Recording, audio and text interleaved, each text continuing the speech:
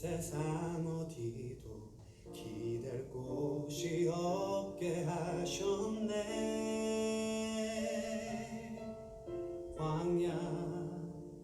광야에 서 있네.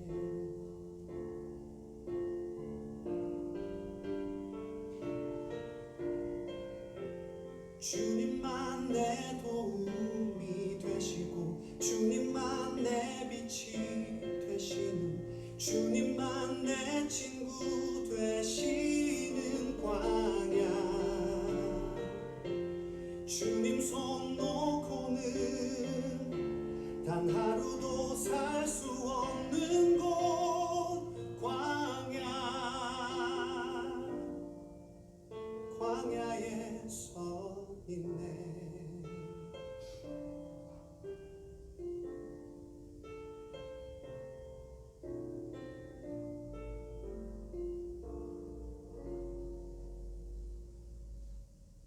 왜 나를 깊은 어둠 속에 홀로 두시는지, 어두운 밤 왜 그리 길었는지,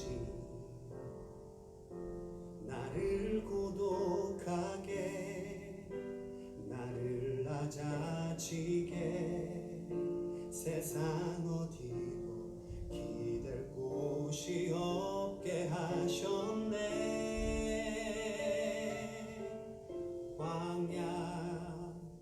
광야에 서 있네.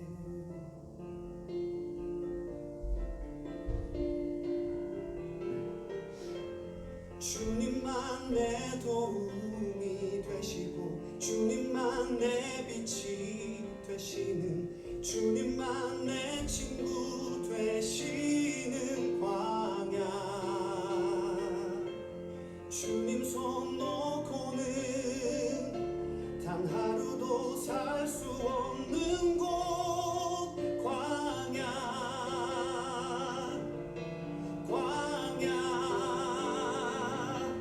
주께서 나를 사용하시려, 나를 더 정결케 하시려, 나를 택하여 보내신 그곳 광야.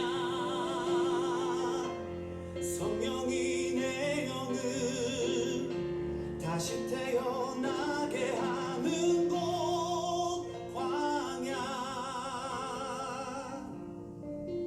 광야에 서 있네.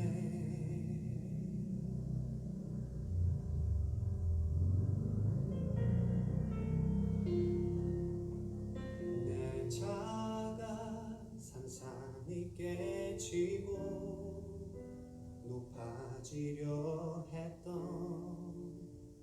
내 꿈도 주님 앞에 내어놓고, 오직 주님 뜻만 이루어지기를, 나를 통해 주님만 드러나시기를.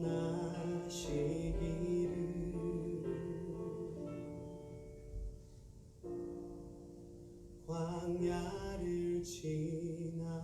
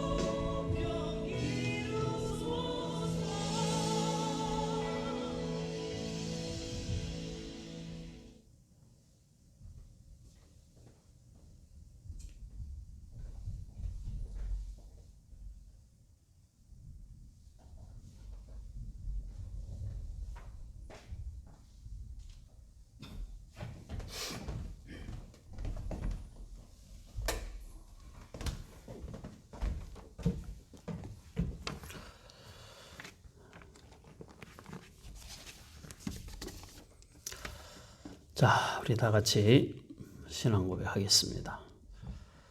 전능하사 천지를 만드신 하나님 아버지를 내가 믿사오며 그 외아들 우리 주 예수 그리스도를 믿사오니 이는 성령으로 잉태하사 동정녀 마리아에게 나시고 본디오 빌라도에게 고난을 받으사 십자가에 못 박혀 죽으시고 장사한 지 사흘 만에 죽은 자 가운데서 다시 살아나시며 하늘에 오르사 전능하신 하나님 우편에 앉아 계시다가 저리로서 산 자와 죽은 자를 심판하러 오시리라. 성령을 믿사오며 거룩한 공회와 성도가 서로 교통하는 것과 죄를 사하여 주시는 것과 몸이 다시 사는 것과 영원히 사는 것을 믿사옵나이다. 아멘. 우리 하나님 말씀 신약성경 요한계시록 8장 12절 13절 우리 같이 읽겠습니다. 요한계시록 8장 12절 13절 우리 다 같이 읽습니다. 넷째 천사가 나팔을 부니 해 3분의 1과 달 3분의 1과 별들의 3분의 1이 타격을 받아 그 3분의 1이 어두워지니 낮 3분의 1은 비추임이 없고 밤도 그러하더라. 내가 또 보고 들으니 공중에 날아가는 독수리가 큰 소리로 이르되 땅에 사는 자들에게 화가 있으리니 이는 새 천사들이 불어야 할 나팔 소리가 남아 있음이로다 하더라. 아멘. 우리 일곱 나팔 재앙과 심판에 대한 말씀들을 살펴보는 중에 있습니다. 첫째부터 넷째 나팔까지 비유적으로 등장하는 또 하나님의 재앙의 내용으로 등장하는 그 표현들은 기본적으로는 천지 만물에 대한 변화들 이런 것들을 중심으로 그 안에서 가지고 있는 의미들이 구약에 견주어서 어떤 배경을 가진 의미로 이 재앙을 설명을 하고 있는가 우리가 계속 그것을 살펴보았습니다. 오늘 이제 그 네 번째 나팔로 말미암아 나타나는 재앙과 심판의 모습은 해와 달과 별들의 3분의 1이 제 기능을 감당하지 못하는 것으로 나타나고 있습니다.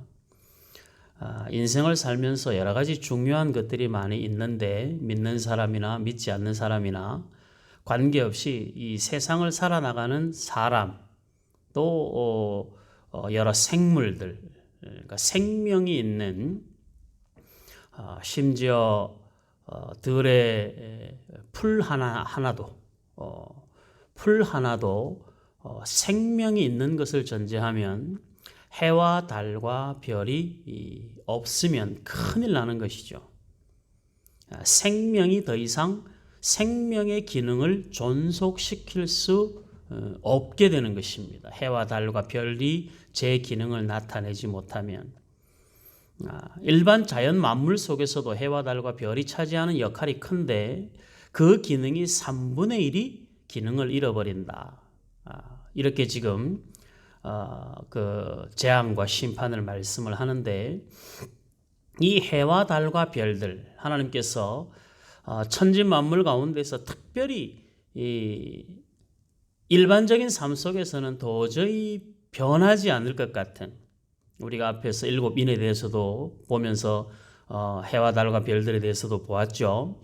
기본적으로 항상 있는 자리에 늘 변함없던 그 자신의 역할을 성실하게 감당하고 있었던 그 만물들 가운데 하나인 해와 달과 별이 제 기능을 나타내지 못하는 것으로 이 나팔 재앙에서 설명을 하고 있는데 일반적으로는 만물에 대한 심판이지만 이것이 구약 성경에서는 이 심판이 어떤 것을 말씀하고자 할 때 이런 심판의 그 내용들을 예언으로 말씀하고 계셨는가, 우리가 그것을 살펴보면서 지금 요한이 보고 있는 그 네 번째 나팔 환상에 대한 말씀을 이렇게 풀어가 보려고 합니다.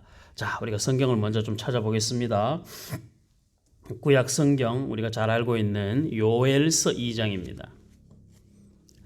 우리 사도행전 요즘 주일날 보고 있는데, 사도행전에서도 베드로 사도가 인용한 성령의 역사를 설명을 할 때 인용한 말씀이 요엘서인데, 그 요엘서의 말씀이 지금 이 요한계시록에 등장하는 그 네 번째 나팔 속에서도 그 배경으로 사용되는 말씀이 있습니다. 요엘서 2장 28절로 마지막 절까지 보겠습니다. 요엘서 2장 28절, 구약성경 1273페이지. 자, 보겠습니다. 구약성경 1273페이지 요엘서 2장 28절. 그 후에 내가 내 영을 만민에게 부어주리니 너희 자녀들이 장래일을 말할 것이며 너희 늙은이는 꿈을 꾸며 너희 젊은이는 이상을 볼 것이며 그때에 내가 또 내 영을 남종과 여종에게 부어줄 것이며 내가 이적을 하늘과 땅에 베풀리니 곧 피와 불과 연기 기둥이라. 여호와의 크고 두려운 날이 이르기 전에 해가 어두워지고 달이 핏빛같이 변하려니와 누구든지 여호와의 이름을 부르는 자는 구원을 얻으리니 이는 나 여호와의 말대로 시온산과 예루살렘에서 피할 자가 있을 것이며 남은 자 중에 나 여호와의 부름을 받을 자가 있을 것임이니라. 아멘.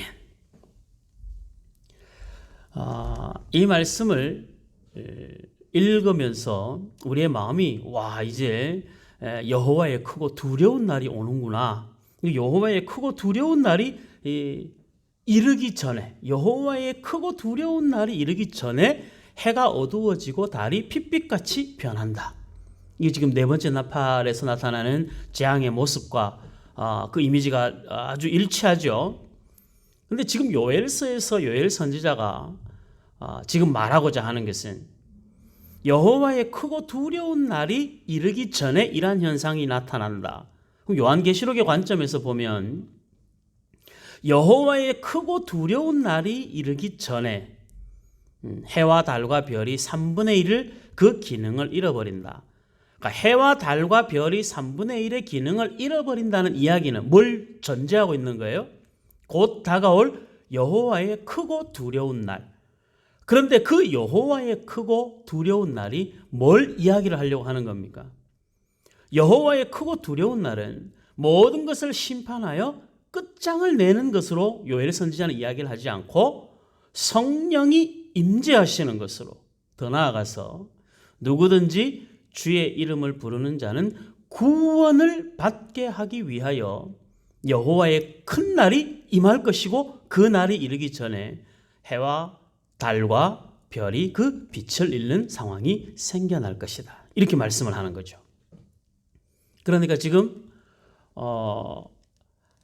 하나님과의 관계가 없고 하나님을 믿지 않는 사람들의 입장에서 보면 그냥 말 그대로 두려운 날인 거죠.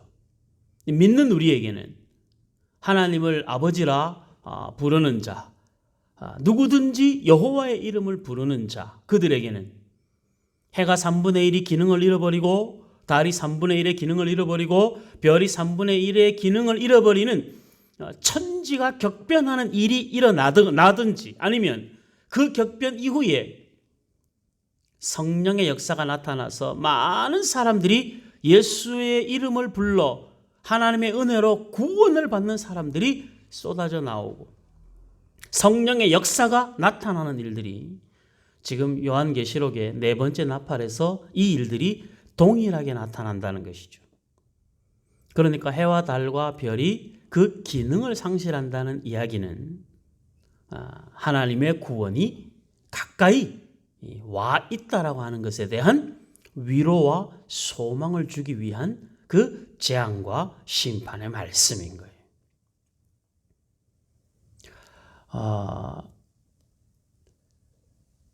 예수님이 십자가에 못 박혀 돌아가시고 부활을 기대하지 않는 사람에게는 예수님이 십자가에 못 박혀 죽으시는 것이 예수님의 인생으로도 끝이고 예수님하고 자신과의 관계도 예수님의 죽음으로 끝나는 것이죠.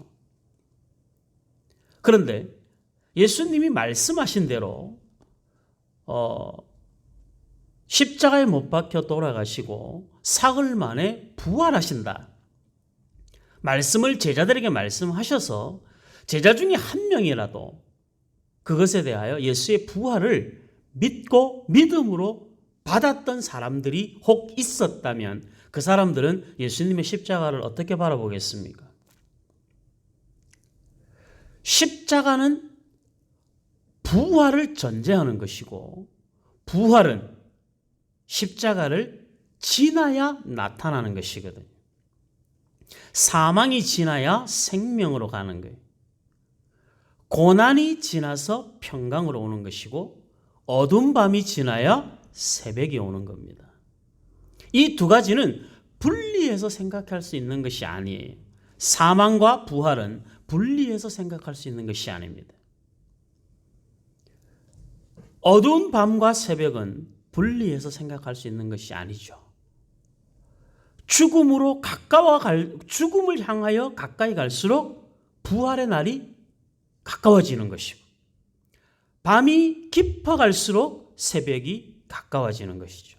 그러니까 네 번째 나팔을 통해서 이러한 현상들이 구약 성경에서 말씀하고 있는 이러한 현상들을 말씀하고자 하는 궁극의 핵심은 뭐냐면 누구든지 주의 이름을 부르는 자에게는 구원이 가까이 왔다라고 하는 것을 말씀하고 싶은 것이죠. 저와 여러분들의 인생도 재앙이라고 하는 것은 심판과 고난이라고 하는 것은 그것으로 무엇을 끝장내는 것에 목적이 있지 않습니다. 예수 그리스도가 오셔서 선포한 하나님 나라에 대한 복음은 구약이 말씀한 율법을 완성하기 위한 복음이지 복음으로 말미암아 율법이 완성되는 것이죠. 율법이 가지고 있는 기능의 궁극의 기능 중에 가장 중요한 기능이 사람으로 하여금 죄인임을 깨닫고 죄인으로서 하나님을 만날 수 없고 하나님의 은혜 속으로 들어갈 수 없는 절망으로 가게 만들죠. 그래서 그 절망으로 가지 않기 위하여 두렵고 떨리는 마음으로 죄를 짓지 않으려고 하는 마음을 가지게 하기 위하여 율법을 주신 거예요. 그러니까 지켜서 생명을 보존하라. 지키지 않으면 생명을 보존할 수 없다. 라고 하는 그 두려운 경고가 그들로 하여금 하나님 앞에 온전한 삶을 살아가기 위한 동기를 부여받고 혹 그것을 지키지 못했을 때는 끊임없이 하나님 앞에 나아가 죄 용서함의 제사를 통하여 하나님과의 관계를 회복하기를 말씀하셨죠.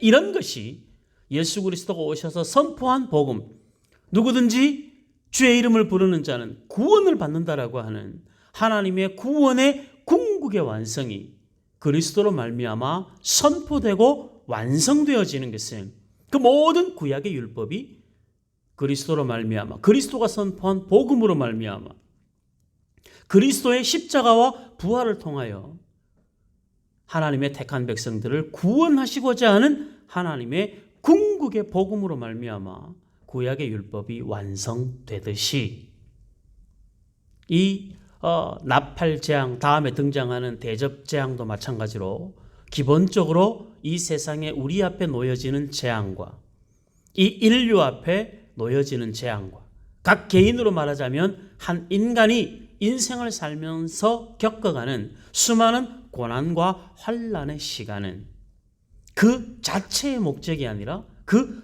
다음의 목적이 있다는 거예요. 그걸 말씀하려고 하는 거예요. 하나님의 크고 두려운 날이 이르기 전에 이런 현상들이 나타난다라는 말씀은 그 현상들을 통하여 경고하시고 그 경고를 통하여 다음을 준비할 수 있는 시간을 만들어 주시는 것이죠. 우리에게 고난은 영광의 시간을 준비하게 만들어 주는 거예요. 그리스도의 십자가는 부활의 시간을 준비하는 시간이에요. 그래서 우리가 고난을 통하여 믿음이 자라고 고난을 통하여 은혜가 더 풍성해져 가는 것이죠. 제가 언젠가도 말씀드렸지만 우리는 더 이상 기도하지 않아도 되는 상황, 더 이상 하나님을 찾지 않아도 되는 상황으로 가는 그것을 은혜라고 생각하고 그것을 복이라고 생각하고 우리의 기도의 방향이 자꾸 그 방향으로 가는데 그건 건강한 신앙이 아니라고 했죠. 여러분들 고난이 없고 별일 없어서 더 이상 그 문제를 가지고 기도하지 않을 때 그 문제가 나로 하여금 하나님 앞에 엎드리게 하고 매달리게 하고 한 번 더 기도하게 할 때와 그 문제가 해결이 되어서 그 문제에 대한 자유함으로 더 이상 내가 그 문제를 가지고 하나님 앞에 기도하지 않아도 되는 상황이 되었을 때 편한 것으로 따지자면 기도의 응답을 받고 더 이상 고민하지 않고 걱정하지 않는 현실이 훨씬 더 나아 보이기는 합니다. 그러나 그 편안함이 우리의 신앙을 온전케 하지 못한다는 데 문제가 있는 것이죠. 그래도 고난이 없었으면 좋겠죠. 그래도 이제 걱정 안 하고 그냥 다른 거 좀 내가 살아가는 일상에서의 고민은 좀 털고 나도 그냥 주의 일에 열심히 좀 하고 싶다 이런 마음이 많이 드시죠. 네, 여러분들 주의 일은 교회 일이 주의 일이다 1차적으로는 맞습니다. 그러나 교회 일만 주의 일은 아니죠. 교회 일도 당연히 주의 일이듯이 우리는 우리가 살아가는 우리의 인생 또한 주의 일을 감당하면서 살아가고 있는 거예요. 여러분들 이 생각을 잊으시면 안 돼요. 그래서 여러분들에게 주어진 각자의 자리를 성실하게 지키면서 우리에게 주어진 하루의 일상을 소중하게 살아가는 이것이 얼마나 주의 일을 감당하고 살아가는 일이라는 사실을 잊으면 안 되는 것이죠. 여러분들은 이번 한 주간도 주의 일에 열심을 다하며 산 겁니다. 오늘 하루도 주의 일에 열심을 다하며 산 거예요. 오늘 하루 여러분들의 삶에서 게을렀습니까? 그러면 여러분들은 여러분들의 인생에 게으른 것뿐만 아니라 주의 일에 게으른 삶을 사는 거예요. 여러분들의 일에 성실하셨습니까? 주부가 열심히 청소하고 빨래하고 밥 짓고 그 일을 열심히 했으면 여러분들은 주의 일을 잘한 것입니다. 자녀가 부모에게 효도하고 부모가 자녀를 양육하고 학생이 학교를 가서 공부를 하고 직장인들이 직장 가서 열심히 일을 하는 모든 것들이 하나님의 사람이 한 일이기 때문에 그 모든 일은 다 주의 일이 되는 것이죠. 그래서 우리는 우리의 인생을 성실하게 살아야 되는 거예요. 그러니까 그렇게 성실하게 살아가기 위해서 우리가 걸어가야 되는 그 고난과 환난은 그것에 하나님의 궁극의 목적이 있지 않고 그것 때문에 하나님을 찾고 그 고난 때문에 하나님 안에 머물러 있고 그 고난 때문에 기도하기를 쉴 수 없고 그 고난 때문에 하나님 앞에 매달릴 수밖에 없는 울며 불며 금식하고 새벽을 깨우고 예배의 자리를 지켜가면서 하나님 도와주셔야 된다고. 하나님이 지켜주셔야 된다고. 하나님이 은혜 베풀어 주셔야 된다고. 그래야 내가 이 한 고비를 넘어갑니다. 그래야 내가 이 고통의 터널을 지나갑니다. 하고 하나님 앞에 매달릴 수밖에 없는 고난의 그 시간들이 우리로 하여금 영광의 그날을 향하여 아주 가까이 가게 하는, 지나고 보면, 현실은 어렵지만 지나고 보면 그보다 더 큰 복이 없었다, 이렇게 고백을 하게 됩니다. 신약 성경에서 신구약을 통틀어서 고난과 영광이라는 단어가 가장 많이 나타나는 성경이 어디일 것 같습니까?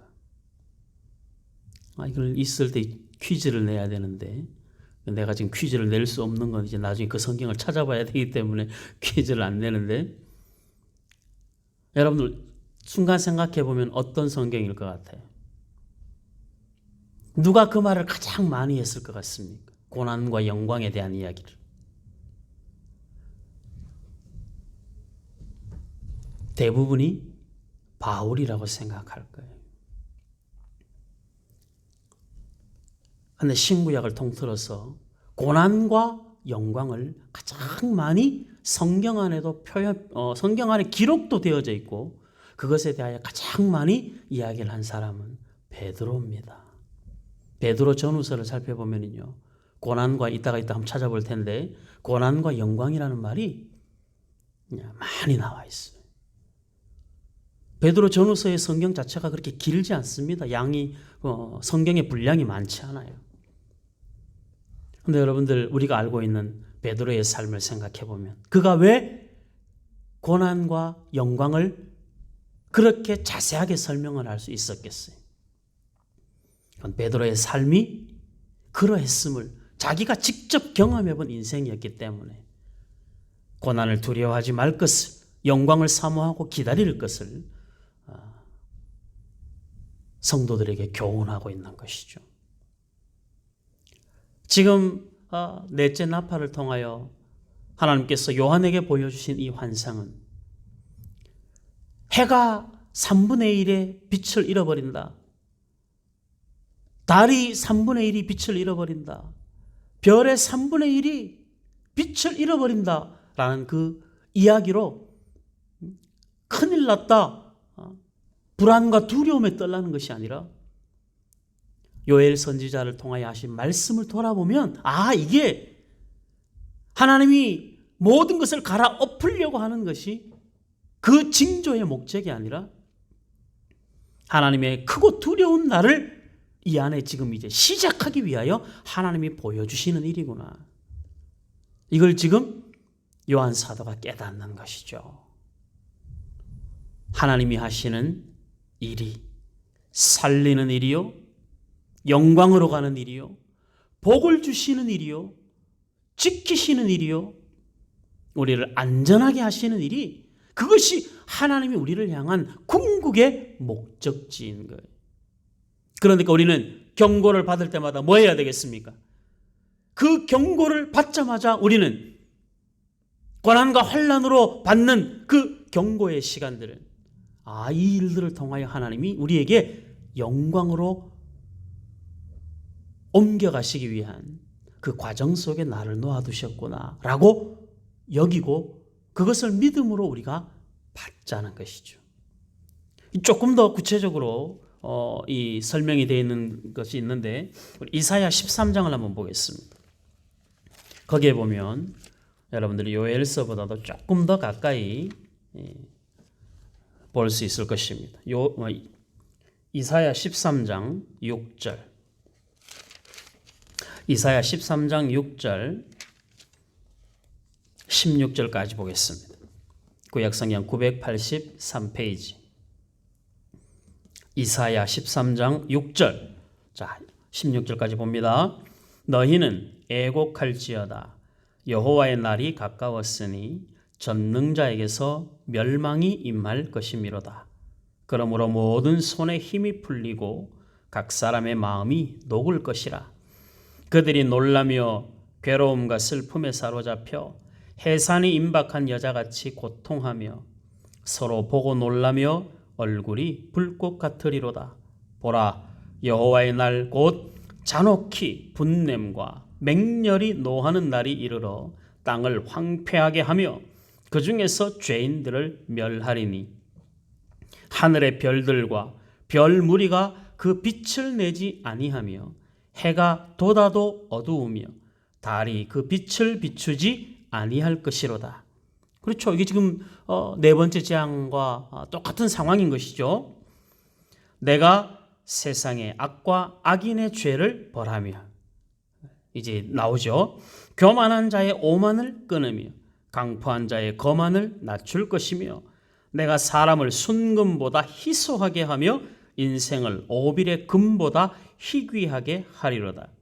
그러므로 나 만군의 여호와가 분하여 맹렬히 노하는 날에 하늘을 진동시키며 땅을 흔들어 그 자리에서 떠나게 하리니 여호와의 날이 크고 심히 두렵도다. 당할 자가 누구이랴. 하나님의 심판에 강력한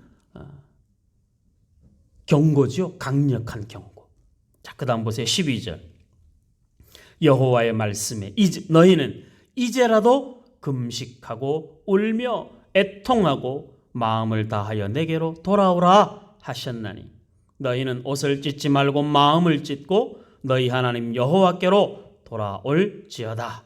그는 은혜로우시며 자비로우시며 노하기를 더디하시며 인애가 크시사 뜻을 돌이켜 재앙을 내리지 아니하시나니 주께서 혹시 마음과 뜻을 돌이키시고 그 뒤에 복을 내리사 너희 하나님 여호와께 소제와 전제를 드리게 하지 아니하실는지 누가 알겠느냐.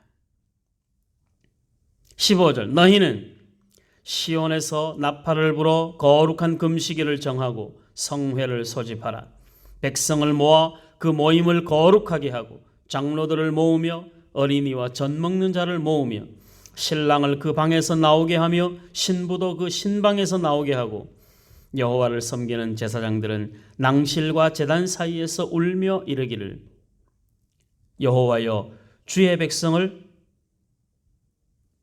미안해요. 내가 지금 이사야를 펴놓고 요엘서를 읽고 있죠. 여러분들도 헷갈렸죠. 미안해요. 이사야 13장 한참 읽다가 보니까 뭔가 이상하네. 자, 이사야 13장 14절 그래도 요엘서를 읽었는데도 그 말씀이 마치 그쵸 같은 성경인 것처럼 연결이 됐죠. 13장 이사야 13장 14절 그들이 쫓긴 노루나 모으는 자 없는 양같이 각기 자기 동족에게로 돌아가며 각기 본향으로 도망할 것이나 만나는 자마다 창에 찔리겠고 잡히는 자마다 칼에 엎드러지겠고 그들의 어린 아이들은 그들의 목전에서 메어 침을 당하겠고 그들의 집은 노략을 당하겠고 그들의 아내는 욕을 당하리라. 보라, 은을 돌아보지 아니하며 금을 기뻐하지 아니하는 메대 사람을 내가 충동하여 그들을 치게 하리니 메대 사람이 활로 청년을 쏘아 죽이며 태의 열매를 긍휼히 여기지 아니하며 아이를 애석하게 보지 아니하리라.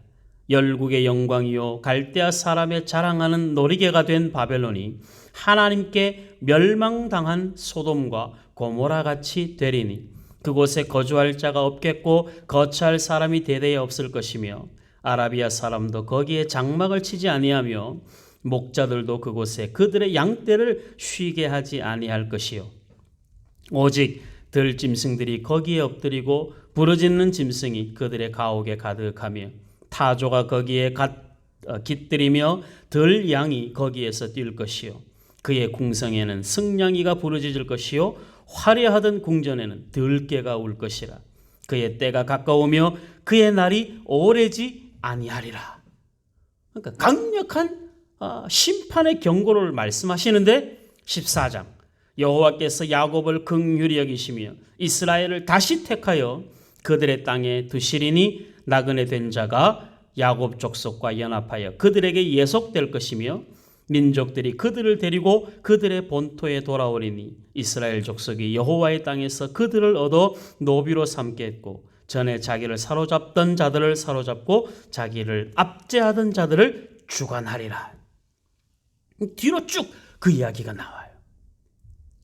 하나님의 강력한 경고의 심판은 결국 이스라엘을 긍휼히 여기시는데 그 목적이 있다는 것이죠.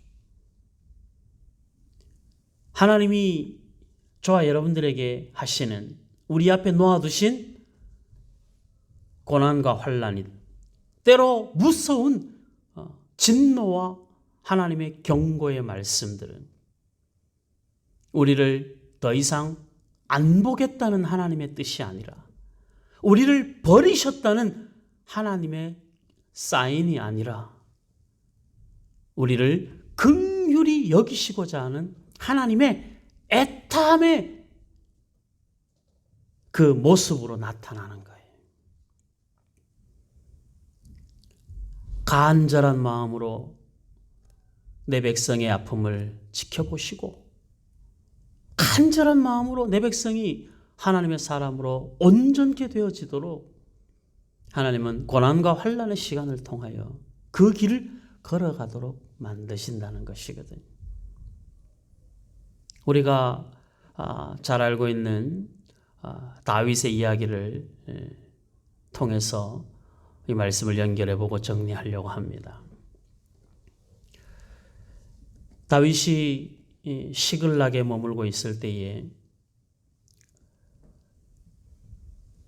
전쟁의 차출을 받아서 나가는데 거기에 나갔다가 그 블레셋 사람들끼리 서로 다윗이 혹시 배신하면 어떡하나, 그래서 이제 이야기를 하다가 결국은 다윗을 그 전쟁에 동참시키지 않죠. 이스라엘과의 전쟁에. 그래서 다윗이 지금 시글락으로 돌아왔는데, 돌아오고 나니까 이 사람들이 함께 있었던 모든 사람들이 다 포로로 잡혀가게 되죠. 우리가 그것을 사무엘상 30장에 보면 그 이야기가 나와 있는데, 우리가 사무엘상 30장을 한번 앞에 부분을 잠깐 읽고 말씀을 드리겠습니다. 우리 사무엘상 30장 1절에서부터 4절까지 한번 읽고 6절까지 읽고 뒤에 내용을 보겠습니다. 사무엘상 30장 1절, 구약 459페이지. 다윗과 그의 사람들이 사흘 만에 시글락에 이른 때에 아말렉 사람들이 이미 네겝과 시글락을 침노하였는데 그들이 시글락을 쳐서 불사르고 거기에 있는 젊거나 늙은 여인들은 한 사람도 죽이지 아니하고 다 사로잡아 끌고 자기 길을 갔더라. 다윗과 그의 사람들이 성읍에 이르러 본즉 성읍이 불탔고 자기들의 아내와 자녀들이 사로잡혔는지라. 다윗과 그와 함께한 백성이 울 기력이 없도록 소리를 높여 울었더라. 다윗의 두 아내 이스라엘 여인 아히노암과 갈멜 사람 나발의 아내였던 아비가일도 사로잡혔더라. 백성들이 자녀들 때문에 마음이 슬퍼서 다윗을 돌로 치자 하니 다윗이 크게 다급하였으나 그의 하나님 여호와를 힘입고 용기를 얻었더라. 돌아와 보니 아말렉에 의하여 모든 함께했던 사람들이 다 사로잡혀가 버린 거죠. 얼마나 참담했겠습니까? 다윗이 얼마나 서글펐겠습니까? 그래도 지금 다윗이 겪는 이 일은 어찌됐든 하나님께 사무엘을 통하여 왕으로 세워질 것 예언적 기름 부음을 받은 상태거든요. 왕이 될 사람인데, 왕으로 살아야 되는 사람인데 사울을 피하여 도망가는 과정에 남의 나라에 가서 눈칫밥 먹어가면서 겨우겨우 그 자신의 생명과 함께하는 사람들의 생명을 정말 겨우겨우 부지하고 살아가는데 아말렉 사람들이 와서 다 잡아가 버린 거예요. 포로로 데리고 가버린 것이죠. 전쟁에 나갔다 돌아온 사람들이 목 놓아 울었다 했습니다. 처참하고 참담하고 또 그 가운데서 백성들은 이게 다 다윗 때문이라고, 다윗만 죽으면 해결되는 일이라고 해서 다윗을 죽이려고 합니다. 그때 다윗이 어떻게 합니까? 이 다급한 상황을 하나님 앞에 구하죠. 기도합니다. 우리가 아까 처음에도 말씀드렸듯이 우리가 그냥 평안할 때 하나님과 더 깊은 교제를 나눌 수 있을 것이라고 장담을 해요. 대부분의 사람들이. 근데 우리는 등 따시고 배부르면 절대 하나님을 찾을 수 있는 그런 성품과 그런 믿음의 분량이 아니에요. 다급합니다. 생명의 위협을 느낍니다. 포로로 가족들은 잡혀갔고 다윗의 인생에서 이보다 더 큰 참담함이 있었을까요? 네, 하나님 앞에 구합니다. 그리고 하나님의 은혜를 힘입어서 다윗이 다시 용기를 갖습니다. 그리고 사람들을 설득을 해서 따라가자. 그리고 하나님 앞에 기도하죠. 하나님, 상황이 이런데 어떻게 할까요? 제가 따라가면 잡을 수 있겠습니까? 그러니까 하나님이 따라가면 잡을 수 있다. 그러니까 여기서 우리가 참 고민이 되는 거예요. 하나님이 좀 지켜주시지. 나 없는 동안에 우리 좀 이 백성들을 좀 하나님이 지켜주시지. 원수가 손도 못 대게 하나님이 지켜주시면 얼마나 좋았을까. 그렇잖아요. 그런데 하나님이 그 상황의 백성들을 지켜주셨으면 이 참담한 상황이 안 생겼을 텐데 참담한 상황은 일어났고 그 와중에 하나님 앞에 물어보니 하나님은 따라가면 잡을 수 있다고 말씀을 하세요. 우리가 가끔씩 성경에서 이런 모습들을 볼 때마다 황당하기가 그지없죠. 그런데 우리 일상에서도 많이 겪는 일이기도 합니다. 근데 이게 이유가 있는 거예요. 이유가. 그래서 다윗이 하나님의 약속의 말씀을 붙들고 달려갑니다. 가다가 한 사람을 만나죠. 애굽 사람을 만납니다. 너 그 사람을 지금 아말렉 사람들을 따라가기도 급한데 그 사람들 무리에서 쳐져서 죽음 앞에 있는 한 병사를 보고 다윗이 그 사람에게 음식을 먹이고 그리고 그 사람을 돌보아 줍니다. 이게 우리가 내 코가 석자일 때 다른 사람의 형편을 보살피는 것이요 참 쉽지 않습니다. 사무엘상 설교할 때도 제가 이 본문을 할 때 그렇게 말씀드린 것 같은데 내 코가 석자면 다른 사람의 어려움이 눈에 들어오지 않죠. 우리가 너무 배불러도 배고픈 사람이 눈에 들어오지 않고 우리가 너무 배고파도 배고픈 사람이 눈에 들어오지 않아요. 이 본성적 악함이 우리에게 있거든요. 다윗의 훌륭함이 이런 데 있는 거예요. 내 눈에 들어온 고난당한 자를 그냥 지나칠 수가 없는 거죠. 그래서 그를 불러서 음식을 먹이고 다친 데를 치료해 주면서 물어봅니다. 그러니까 이 사람이 그 키를 가지고 있는 거예요. 설명을 해요. 어디로 갔고 어떤 상황이고 그걸 다 설명을 해줍니다. 그래서 결국은 따라가서 만약에 이 사람이 아니었으면 다윗이 제대로 찾아가지 못할 수도 있었겠죠. 근데 이 사람을 통하여 다윗이 그들이 간 방향을 알고 그리고 가서 마침내 그 백성들을 구해옵니다. 하나님께서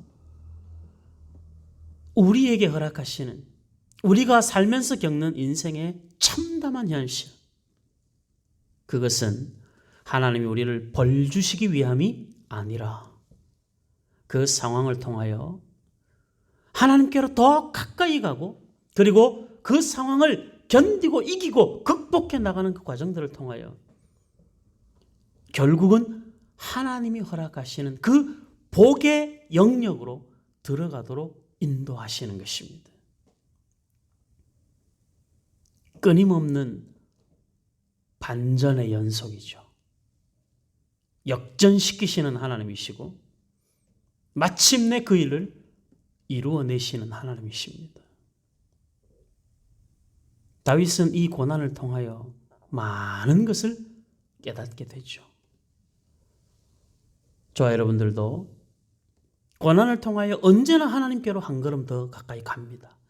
불평을 하면서 투정을 부리면서 하나님 앞에 짜증을 내면서 걸어가는 길이라 할지라도 그 고난은 하나님께로 한 걸음 가게 만들지 절대 우리의 삶을 하나님께로부터 멀어지게 하지 않습니다.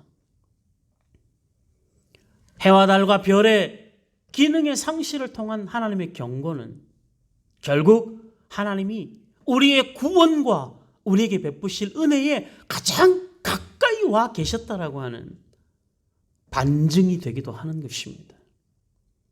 그러니 여러분들 인생을 살면서 힘들고 어려울 때 짜증도 내고 불평도 하고 원망도 하고 사람인데 우리 얼마든지 그럴 수 있습니다.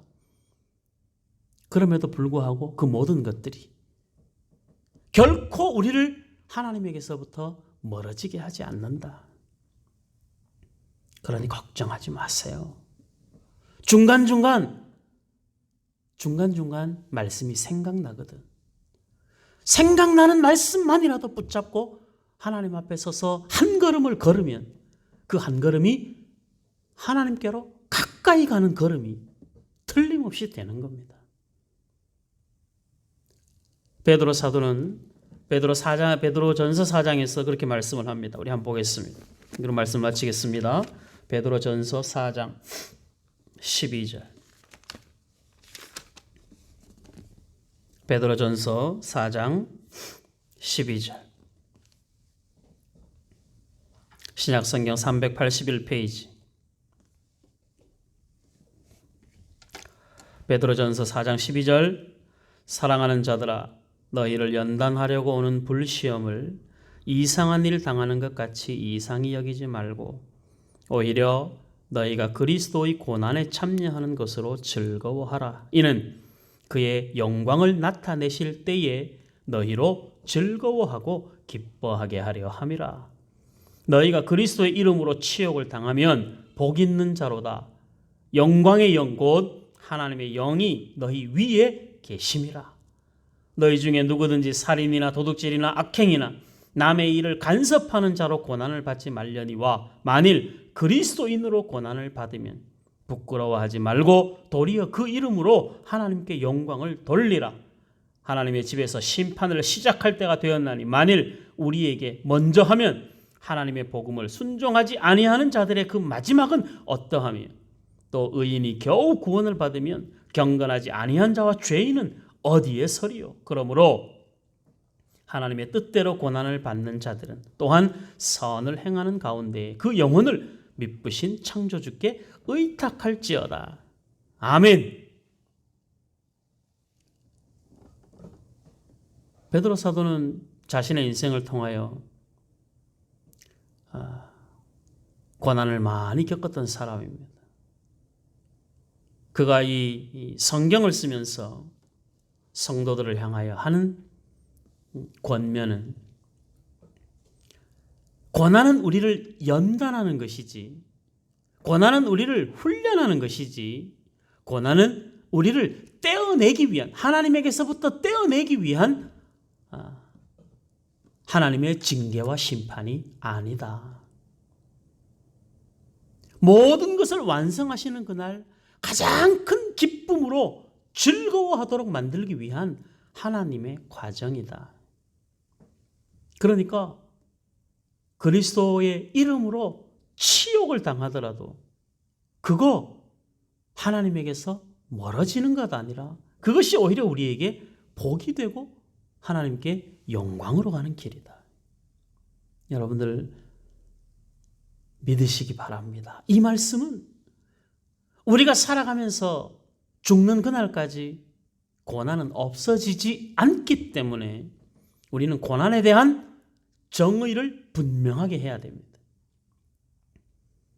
고난을 없애달라 기도해서 더 이상 하나님을 찾지 않아도 되는 인생으로 하나님이 우리를 방치하지 않기 때문에 고난을 없애는 것이 우리의 목적이 아니라 고난을 견디고 지나가는 것이 우리의 목적이고, 고난을 통하여 더 당당해지고 더 강해지고 고난을 통하여 더 성숙해지는 사람이 되는 것이 우리의 목표이자 하나님의 소원이기도 한 것입니다.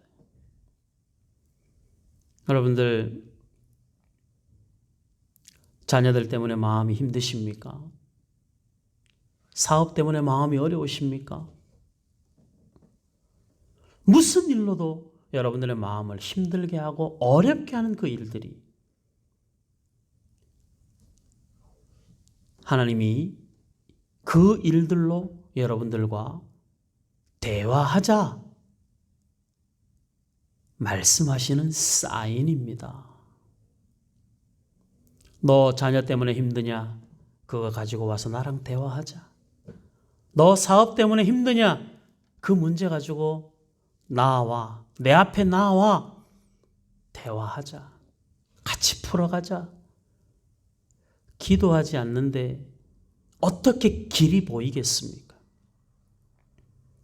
말씀 안에 답이 있는데 말씀을 떠나서 어떻게 답을 찾아내겠습니까? 우리가 살아가는 인생의 모든 날이 다 주의 일이라 했죠. 우리 사업도 주의 일이고 자녀를 양육하는 것도 주의 일이고 모든 것들이 다 주의 일이죠.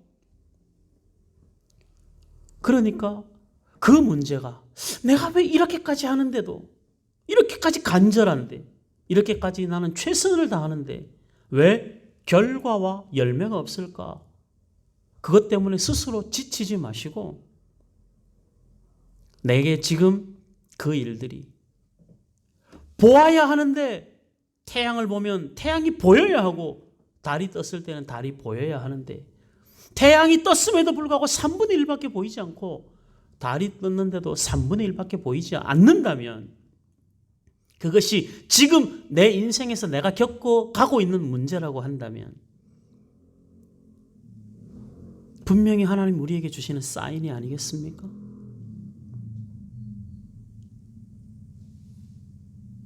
하나님을 벗어나서 우리가 찾을 수 있는 정답은 없습니다. 그러나 하나님께로 나오면 반드시 그 안에 정답이 있습니다. 그래서 우리는 하나님을 찾아야 되는 것이죠.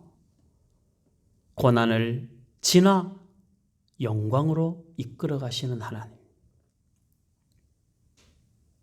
우리가 겪는 고난에, 우리가 지금 지나가고 있는 이 환난의 시간을 가장 마음 아파하시는 분은 하나님이십니다.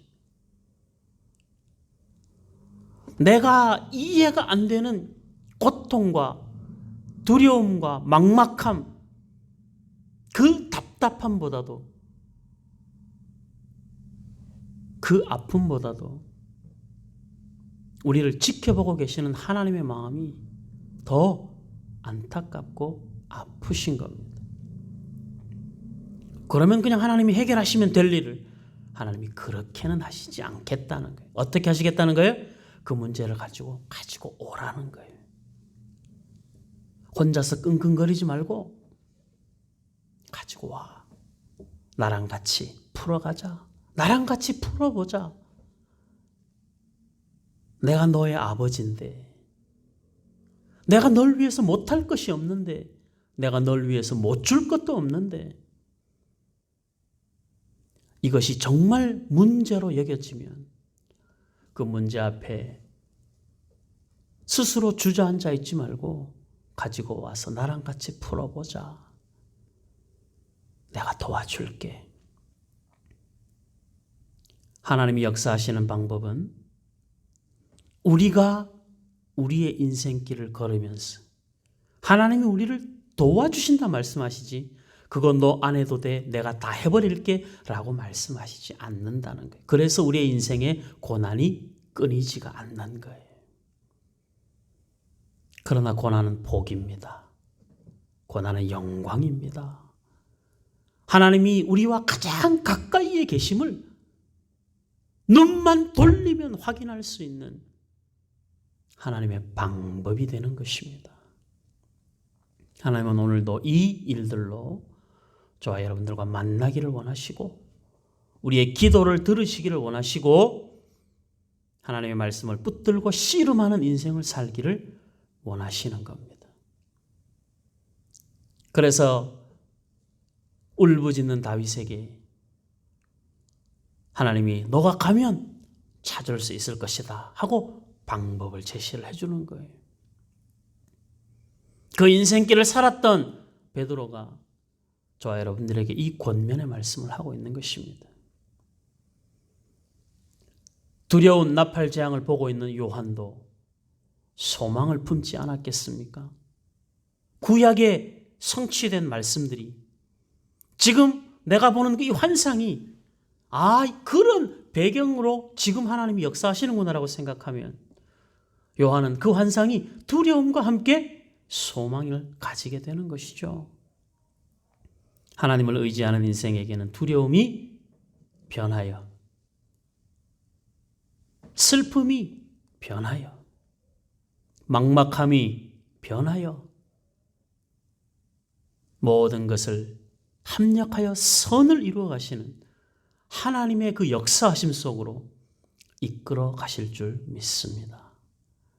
이 자리로 부름받은 것에 대하여 감사하시고 그 고난의 길을 통하여 하나님의 사람으로 더욱 성숙해져 가고 있음에 감사하시고 어찌되었든 어떤 모습으로 반응하든 관계없이 나는 분명히 하나님을 향하여 한 걸음은 더 가까이 가고 있음이 분명하다는 사실은 꼭 기억하셨어. 눈에 보이는 여러 현상들이 우리로 하여금 새로운 소망을 가지게 하고 다시 힘을 얻는 그런 기회가 될 수 있기를 바랍니다. 모든 기도의 제목으로 하나님 앞에 나오는 일에 열심을 다하시고 교회 와서 기도하시기 바랍니다. 여러분들 출근하면 제일 먼저 기도하시기 바랍니다. 여러분들 퇴근하면 제일 먼저 기도하시기 바랍니다. 잠들기 전에 꼭 기도하시기 바랍니다. 기도의 제목이 생각이 나지 않을 만큼 마음이 어려울 때는 주기도문을 열심히 기도하는 마음으로 고백해 보시기 바랍니다. 하나님이 저와 여러분들을 하나님의 사람으로 훌륭하게 만들어 가시는 그 과정 중에 있음을 꼭 기억하시고 환난에 지지 말고 고난 앞에 좌절하지 말고 하나님 더욱 붙잡아 믿음으로 반드시 승리하여 그 영광의 자리에 서게 되는 저와 여러분들 될 수 있기를 주의 이름으로 소원합니다. 아멘. 기도하겠습니다. 감사합니다. 하나님 아버지,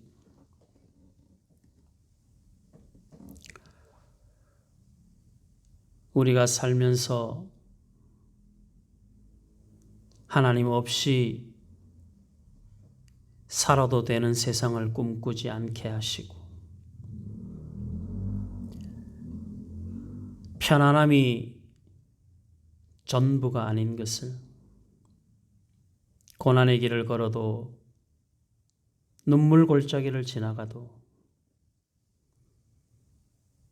그 시간을 통하여 하나님께로 가까워지고 있음을 고백할 수 있는 것이 인생의 복이요 그보다 더 큰 감사가 없음을 배우게 하시고 깨닫게 하시고 그렇게 주님 의지하여 걷는 인생길 되게 하여 주시옵소서. 우리가 겪는 고난과 환난이 연단의 시간으로 여길 수 있는 믿음이 생기게 하시고 우리를 연단하여 그리스도의 장성한 분량에 이르도록 자라가게 하시는 하나님의 일하심을 보게 하여 주시옵소서. 때로 다윗처럼 울 기력도 없을 만큼 울었던 시간들이 그렇게 울고 있는 우리의 참담한 마음들까지도 우리 하나님 만지시고 회복시키시고 다시 일어날 힘을 주실 줄 믿습니다. 자녀들 때문에 마음 아파하고 힘들고 어려울 때마다 주 앞에 나와 기도하게 하옵소서. 직장과 사업장의 일로 곤고하고 마음이 어려울 때 하나님 앞에 나와 기도하게 하여 주시옵소서. 그 문제 가지고 나와 함께 머리를 맞대고 해결해 보자는 아버지의 부르심을 외면하지 않게 하시고 하나님의 선한 뜻을 분별하여 순종하는 믿음 허락하여 주시옵소서. 내가 내 힘으로 내 인생의 문제는 풀 수 없지만 내가 내 힘으로 하나님 앞에 나와 기도할 수는 있사오니 우리 하나님 아버지 힘써 기도하게 하시고 기도할 때마다 힘을 공급하여 주시고 기도할 때마다 지혜와 명철함을 주셔서 막막했던 일들이 눈에 방법이 보이게 하시고 하나님이 앞서 행하시는 능력의 손길을 보게 되는 은혜가 있게 하여 주시옵소서. 어떠한 순간에도 우리가 살아가는 인생의 한 걸음이 한숨을 쉬어도 주께로 걸어가고 있으며 불평과 원망을 해도 주께로 한 걸음 걸어가고 있음을 기억하게 하셨어. 이왕 주님께로 걸어가는 길 불평보다는 감사함으로 두려움보다는 용기를 가지고 주께로 한 걸음씩 걸어가는 인생길 되게 하여 주시옵소서. 크고 두려운 날이 우리의 영혼을 깨어 근신하게 만드는 기회가 되게 하시고 그 크고 두려운 날 앞에 하나님 앞에 회개하여 하나님의 사람으로 다시 우리를 세우며 믿는 자로 주 앞에 든든히 세워지는 은혜가 있도록 간섭하여 주시옵소서. 사순절을 지나가고 있습니다. 우리 하나님 아버지 은혜를 더하여 주시옵시고 깨어 근신하며 기도하는 시간이 많아지게 하시고 우리의 삶의 자리가 기도하는 자리가 될 수 있도록 우리 하나님 아버지 은총을 더하여 주시옵소서. 코로나로 인하여 고통당하는 많은 사람들을 긍휼히 여겨주시고 우리 아윤이와 그 가정을 지켜주시고 또 주변의 여러 사람들 함께 지켜주셔서 코로나로 인한 곤고함 겪지 않도록 간섭하여 주시옵소서. 우리 하나님 아버지 우리의 일상을 통하여 하나님의 사람다워지는 연습 중단 없이 감당하게 하시고 그 일들을 감당하면서 걸어갈 때마다 하나님께서 주시는 위로와 소망을 품게 하여 주시옵소서.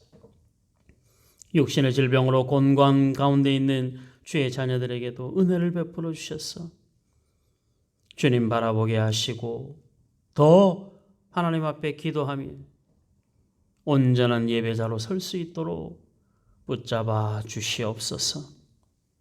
한 주간 수고하며 섬긴 모든 수고에 거룩한 열매가 있게 하시고 하나님께서 30배, 60배, 100배로 채우시는 놀라운 은혜를 힘입게 하여 주시옵소서.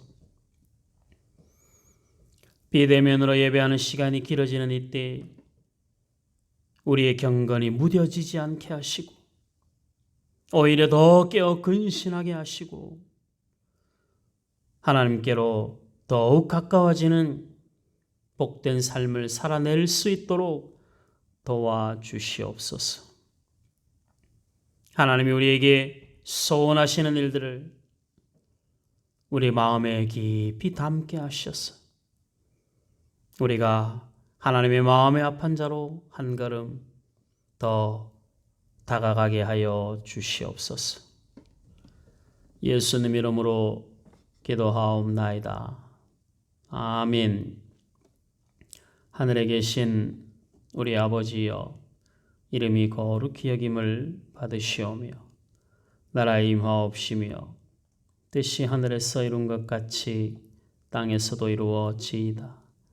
오늘날 우리에게 일용할 양식을 주옵시고 우리가 우리에게 죄 지은 자를 사하여 준 것 같이 우리의 죄를 사하여 주옵시고 우리를 시험에 들게 하지 마옵시고 다만 악에서 구하옵소서.